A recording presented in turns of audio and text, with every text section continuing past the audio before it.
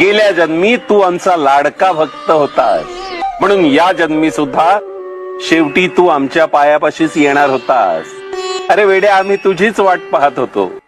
कारण भगवंताला प्रत्येक भक्त प्यारा असतो आणि जोपर्यंत भक्त दुःखी आहे तोपर्यंत देव सेवा स्वीकारेल कशी.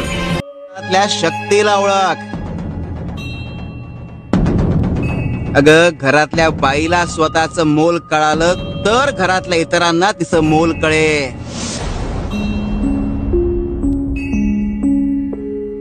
तुम्ही बायका घरातल्या सगळ्या जबाबदाऱ्या सांभाळता, पण स्वतःला मात्र सांभाळत नाही.